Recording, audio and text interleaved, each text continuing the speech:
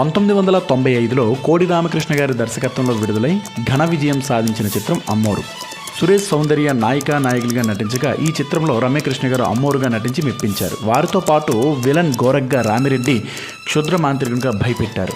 వీరితో పాటు బాబు మోహన్, ఒడివొక్కరసి, వై విజయ, కల్లు చిదంబరం, బేబీ సునైన, శృతి ఈ చిత్రంలో నటించగా ఈ చిత్రాన్ని ఎంఎస్ ఆర్ట్స్ మూవీస్ పతాకంపై ఎంఎస్ రెడ్డి గారి సమర్పణలో శ్యామ్ ప్రసాద్ రెడ్డి గారు నిర్మించారు.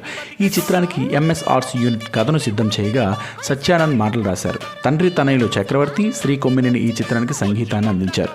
మొదట్లో ఈ సినిమాలో సూర్యమక్క లీలమ్మగా, సీనియర్ నటి నాగమణి క్షుద్ర మాంత్రికునిగా నటుడు చిన్న నటించగా కేవలం 3 నెలల్లోనే షూటింగ్ పూర్తి చేసుకుంది. అయితే నిర్మాత శ్యామ్ ప్రసాద్ రెడ్డి గారికి అవుట్పుట్ నచ్చకపోవడంతో క్షుద్ర మాంత్రికుని పాత్రలో రామిరెడ్డిని, లీలమ్మ పాత్రలో ఒడివొక్కరసిని పెట్టి రీషూట్ చేసి నవంబర్ 23, 1995న థియేటర్లో విడుదల చేయగా ఘన విజయం సాధించింది. ఈ సినిమాకు 3 నంది అవార్డులు లభించగా ఉత్తమ నటిగా సౌందర్యకు ఫిలింఫేర్ అవార్డు లభించడం విశేషం.